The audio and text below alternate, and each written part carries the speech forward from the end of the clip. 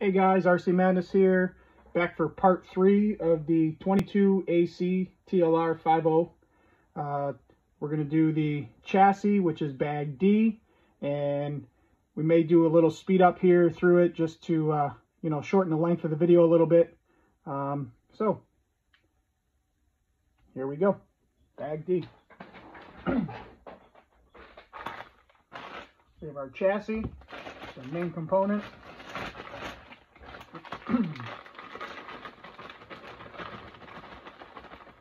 Dump the rest of these parts out of this bag here.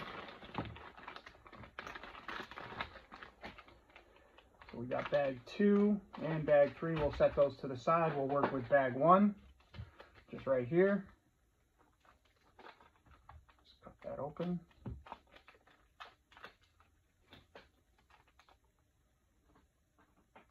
Okay.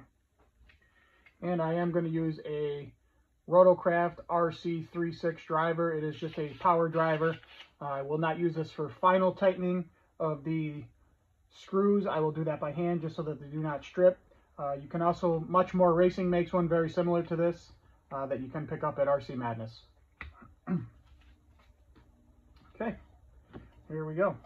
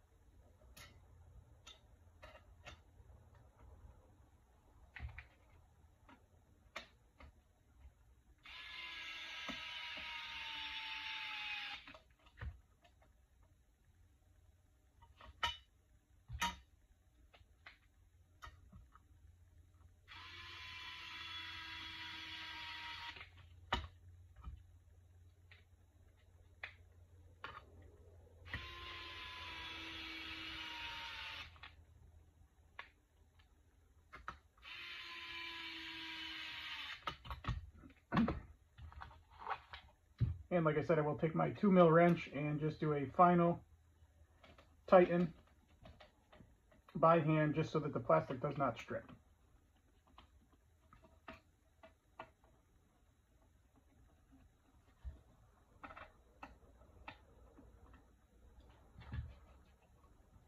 I'm going to repeat the same for the other side.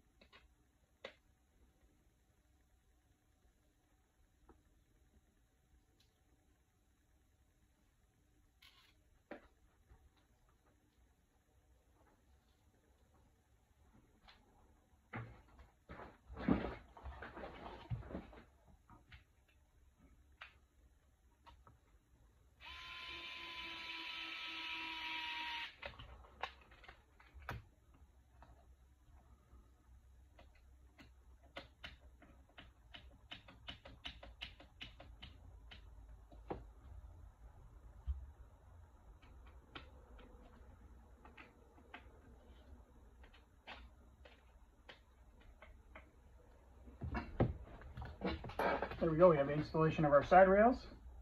So step one. Now step two is we're going to assemble the lower block, and there is a couple different shims on there. I recommend for the carpet, or we're going to build this to the kit here, it's SLRC, which is a low roll center, and the kit is 3 millimeters, which is going to be your 1 millimeter block and your 2 millimeter block. And those are literally just going to stack one right on top of the other.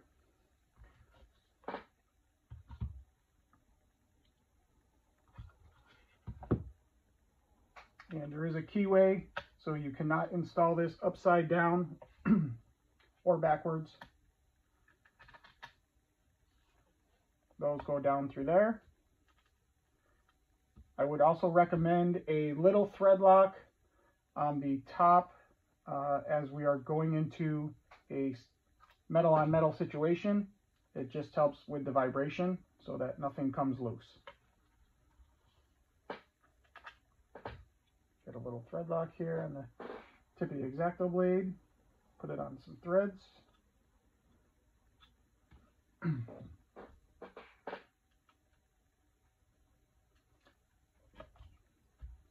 we'll get our little wrench here.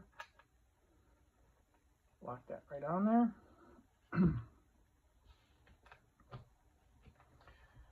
Hold that on that side.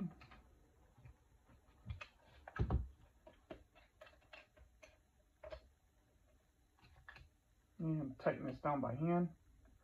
And again, we're going into metal on metal. You don't have to go crazy tight, just snug.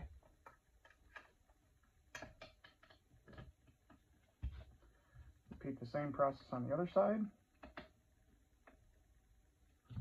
And that's step two. Flip the page here to step three.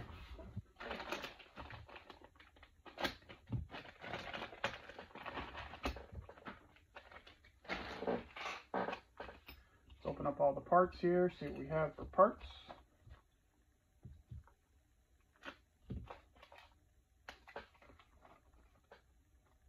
Get all of our screws out.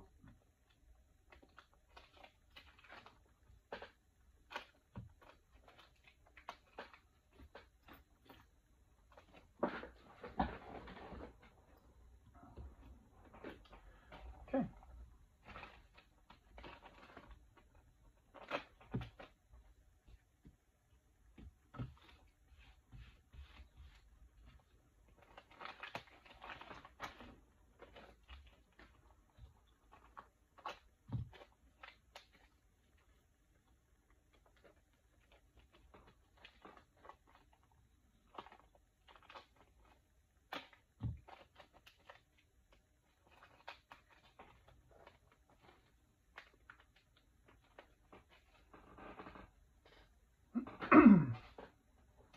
This here looks to be assembly of the first part of the steering rack. So let's locate our parts here that we need. We're going to need 2 bell cranks and a drag link.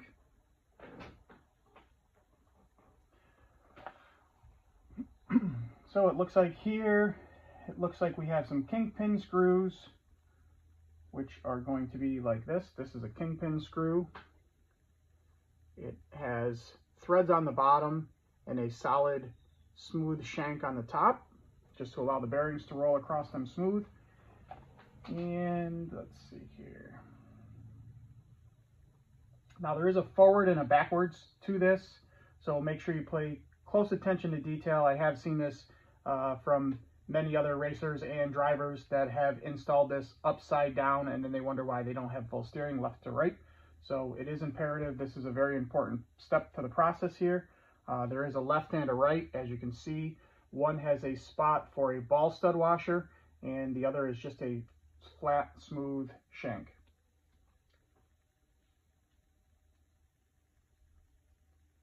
So we're going to get one bearing, one small crush washer in between, and a bearing on the bottom.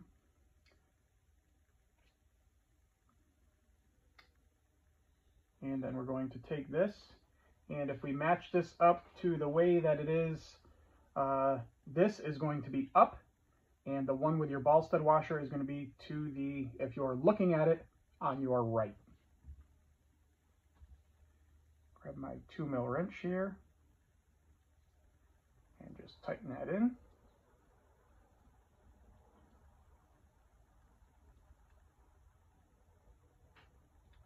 And once again, you don't want to go crazy tight. You want to go tight to where you can feel a little resistance, because you are only screwing in the plastic, and this arm should move quite freely. And let's repeat that process on the other side here. Just got to get my little crush washer off the bottom here. So we're going to put a bearing, a crush washer in the middle, followed by another bearing on the bottom, followed by the Kink Pin screw, and we're going to screw this into the left side.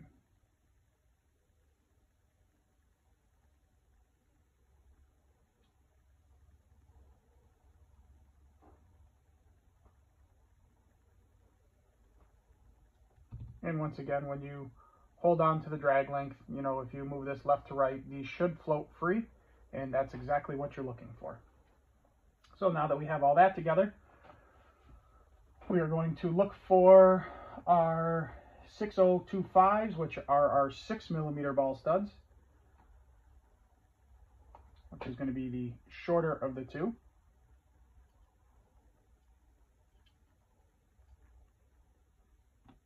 And those are actually going to screw right into the face. One on the left, one on the right.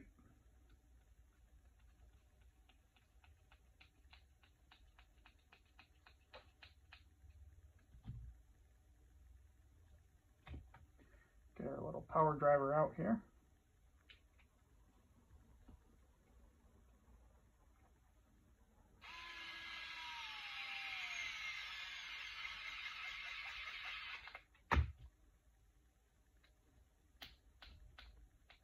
Okay, and that's tight there. And then you're going to have your 4.8 low mount, and that's actually going to thread right into the top here, on the top of your bell crank, right into this one here.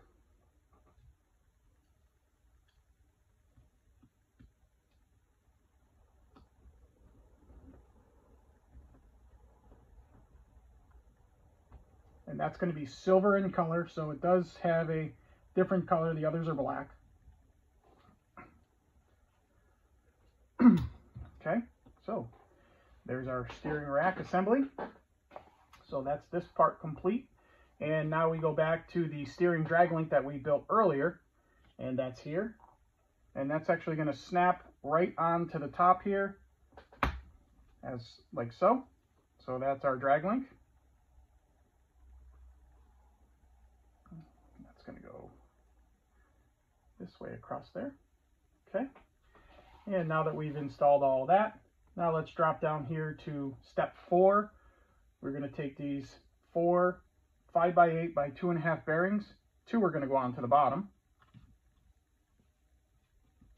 Then we're going to slide this whole rack assembly right down on top of it. Make sure that the bearings seat down into the bottom of the bell crank housing. They should rotate freely. And then we're going to repeat this process on the top. Those are just going to slide right into there, like that. Okay, so now that we've got this assembly done, now we're going to go over here to step 5. Step 5 shows the link here. These are actually metal pieces that do go inside here.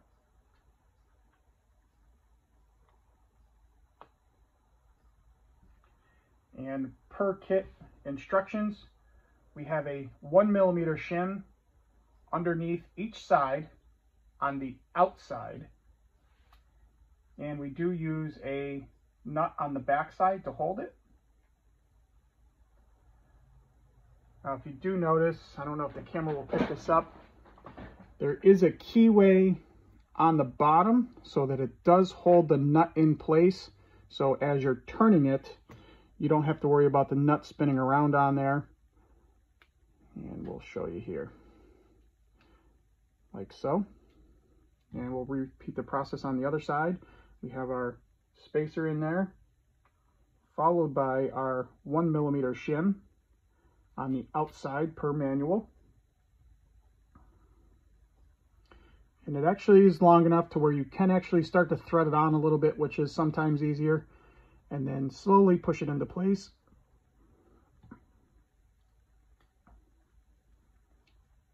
And tighten it down.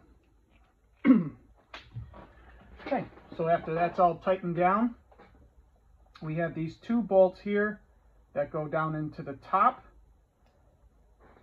And there is a mark for them to where they actually go down into there. Okay. Then we start step 6. So the block assembly that we just built, we look for the sway bar mount. The sway bar mount actually mounts down on the underside of the block assembly. And then this here also has a keyway as to which direction it goes, so you don't have to worry about putting it in backwards. That goes in there.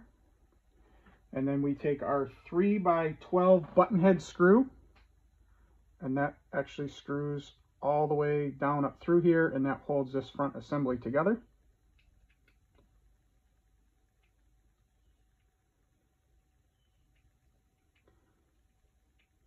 Now, as you're screwing that together, that goes all the way up flush and tight.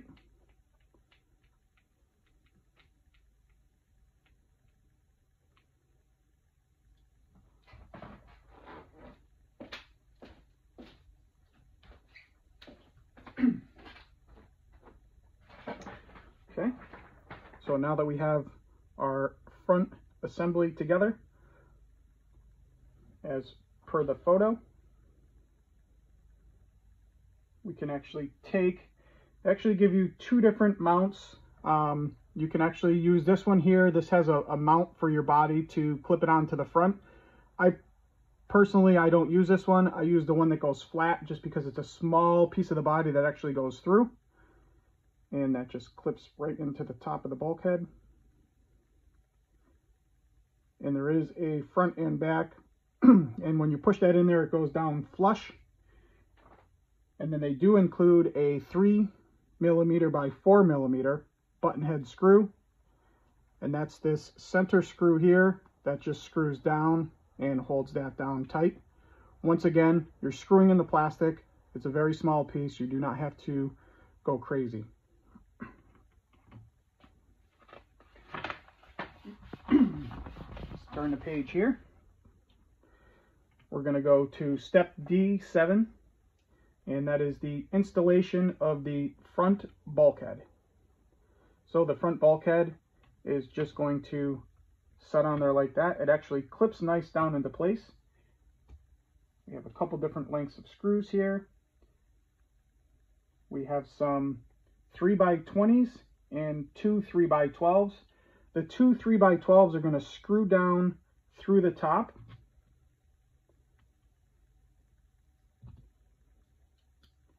And with these are actually going to screw down into the aluminum that's down underneath. So it is a good idea just to use just a little bit of thread lock on there just to help it from backing out.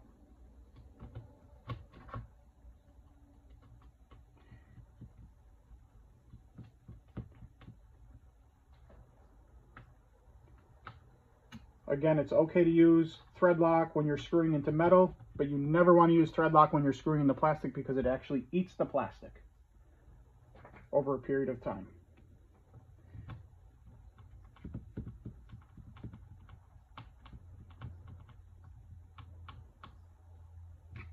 Okay, we have those screwed in there, which is going to hold our bulkhead together. And then our 3x20 screws are going to go into this first screw hole all the way into the front.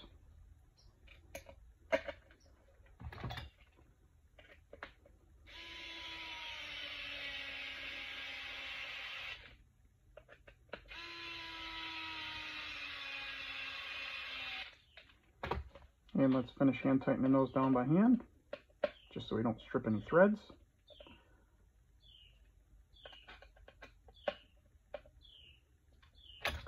Okay, now your steering rack being in there, it should move left to right pretty free, which this does, so that's good. If it's too tight, you've either over tightened these screws here or the screws on the bottom. So this should move free. So now let's move on to step 8, which is going to be the installation of the front arms and the front pins. So we're going to look for our left arm and our right arm. So your left arm and your right arm are going to go on this way. I like to start with one side, it makes it a little easier.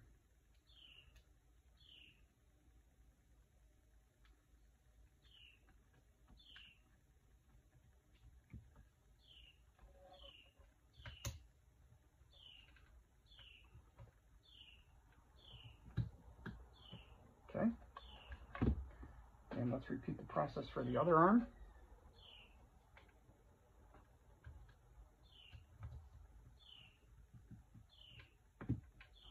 Okay, so those move pretty free. That's what we're looking for. If it's a little tight, don't worry about it being a little tight. As the car wears in, these arms will wear. You know, as long as they don't stick, you're okay. These arms here, if you take the chassis and you move it a little bit, it will move the arms up and down, so that is okay. Then there's also included in the kit a couple of 3.3mm by 5mm grub screws. Those you're going to use your 1.5 wrench. And on the inside of the front camber block, there's actually a hole. We'll try to point this out onto the camera so you can see it. Right here. And what that does is that actually holds the arm on. There is a groove in the front pin itself that holds that on there, and you will feel it when it gets tight. Once again, you're screwing in the plastic with plastic threads, so.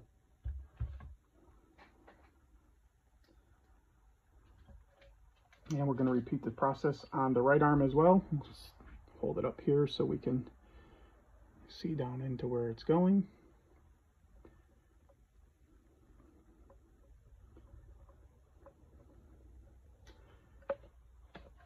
And there we go. That is step D. Now let's move on to step E. Let's get bag E.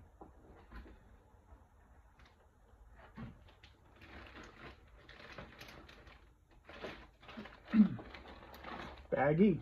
Let's move the chassis over here to the side. We're not going to need that right away. So let's pop open bag E.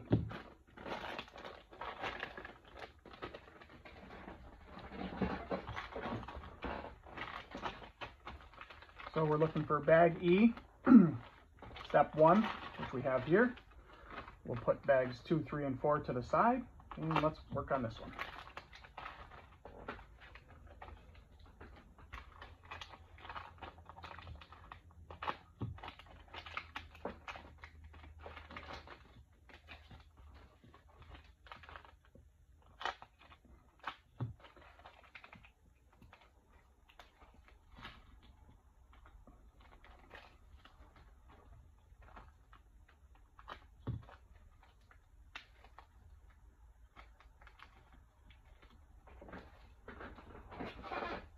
Okay, separate our screws here so we know what's what. And we got some washers, some crush spacers, some bearings. Okay, so for this here, we are going to look here, and these are labeled right and left. If you look, if you hold them, I'll try to point it out here. I'll use the X-Acto blade. It actually shows there is a R there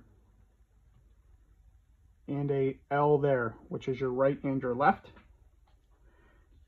And on the underside of your arms as well, there is going to be a left and a right. So your left goes on your left, your right goes on your right. So this here is my right, and that is my right.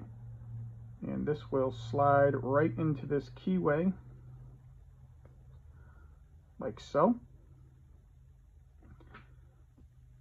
let's get my left here. And that will slide into that keyway as so. And then we are going to locate the 2.5 by 10 millimeter. That's going to go right down in here. We'll grab our 2mm wrench. And this just holds this arm in.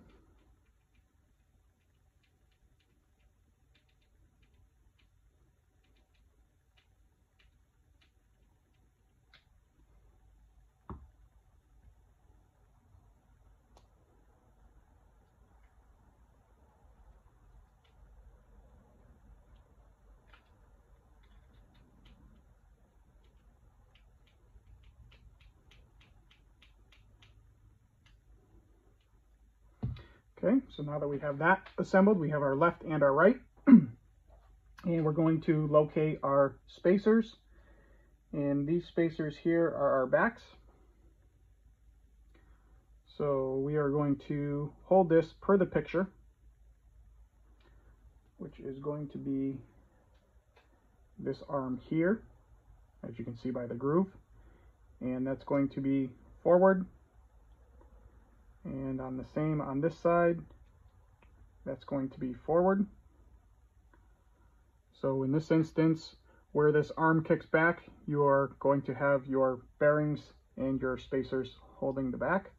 So we're going to repeat the same on this side, towards the back. Flip it this way, and again, towards the back. So now that we have that all together, if we look here, we have a bearing, followed by a crush washer, which is important, followed by another bearing, and then you locate the outside, which would be here, and that threads through. Then on the back side, we have 2 spacers that go on the back. This allows the front wheel to spin free when we get to final assembly on that. And then everything that holds that together is our 3mm by 6. Again, that's screwing into aluminum. So I like to put a little thread lock on there. And one thing I would like to suggest here is, they don't show it in the manual, but it is kind of a little racer's tip, is when you are tightening this, clearly you can't hold on to that to tighten it all the way tight. So I like to use a rim.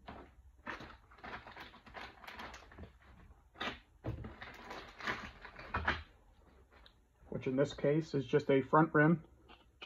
Slide it in there to hold it on. And then just snug it down. And what that does is that ensures that it's tight and you don't have any forward, in, or out play. And this still spins very free. And we're going to repeat that process on the other side. A bearing, a crush washer, another bearing, followed by the axle shaft,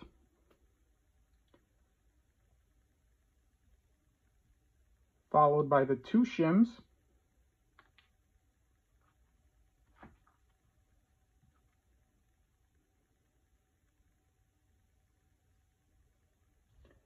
followed by the 3 by 6mm screw,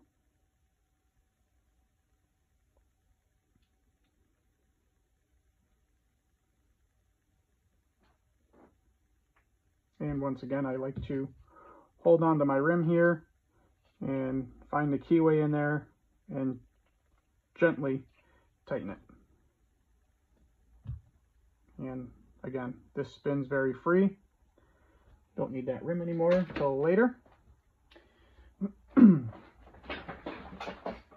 And then these ball studs, the 4.8 by 6, they actually go on the underside where this groove, where the 2 grooves are.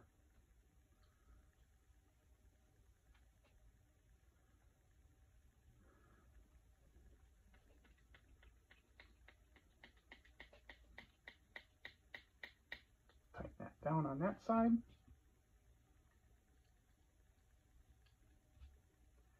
Again, flip it over so we see the two grooves.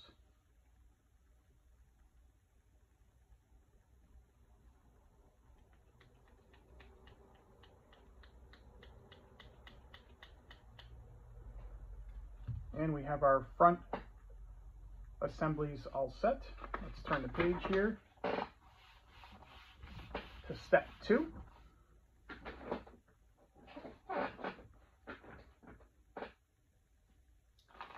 In step 2, we'll pop this open here.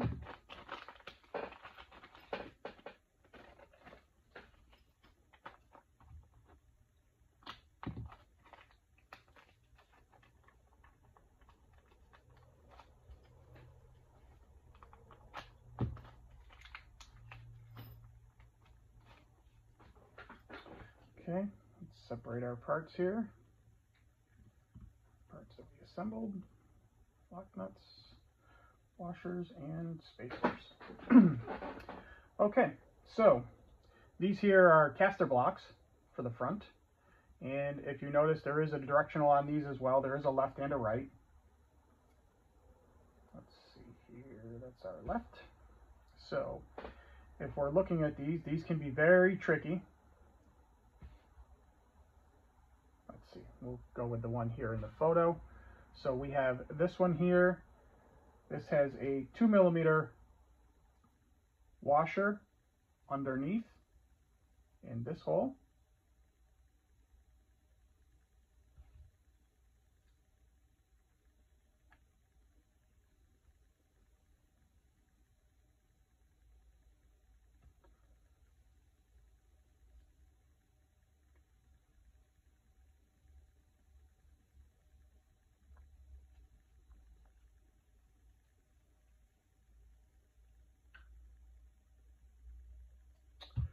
Okay, let's repeat the same for the other side. That's going to be, if we are looking at it so that we are universal, that would go there. So that would go on this outside hole.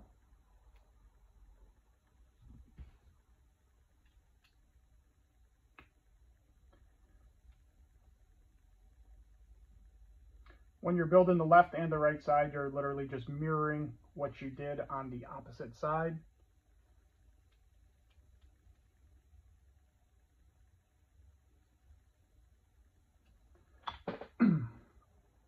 So we have a mirror image, left and right.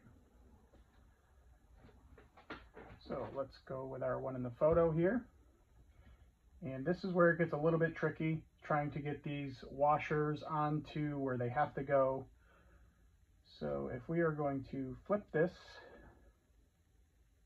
so this is going to be this way, like so. We're going to have this screw that threads up through the bottom. And then as you can see, it sets up in there. And then this attaches, stand corrected, almost put them on upside down, trying to do this reverse. So that goes there. Sometimes the tolerance here is a little tight, so you do have to push it a little bit.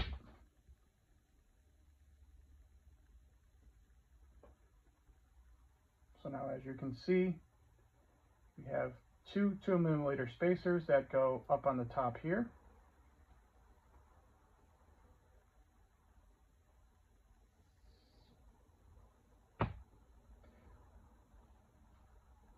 And then we take our 1.5mm, push that all the way up through.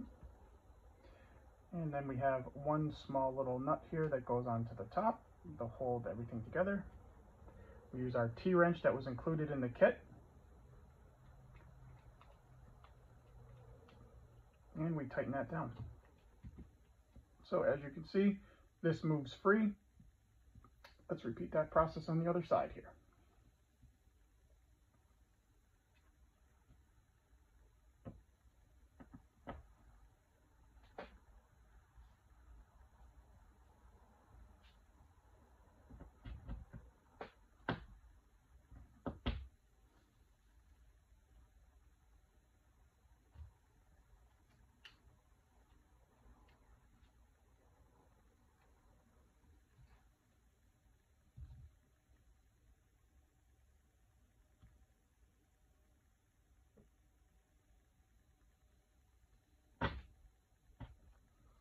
That pin pushes all the way up through.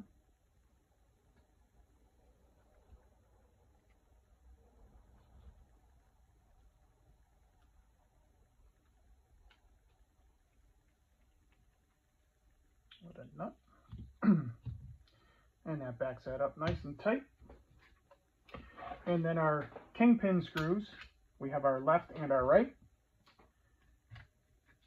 Per kit, this shows it to the inside of the A-arm and the inside of the caster block. So let's make sure that we put those to the inside and to the inside.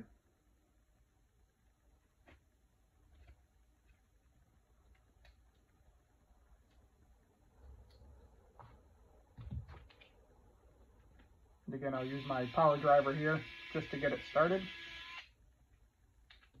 Maybe.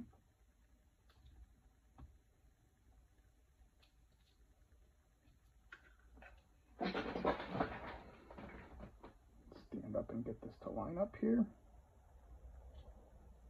There we go.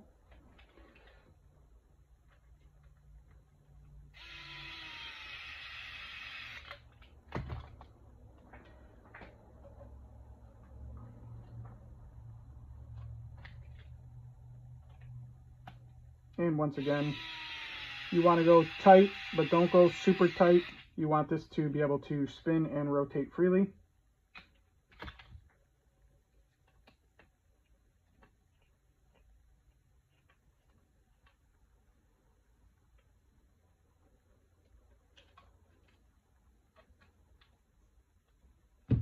And as you can see, that moves free. And let's repeat that process on the other side.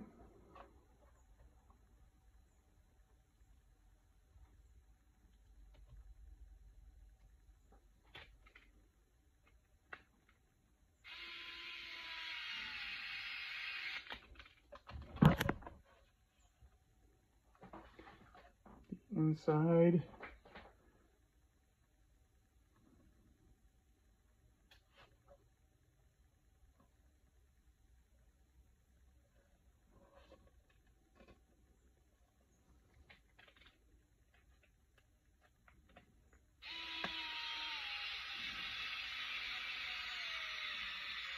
And the inside.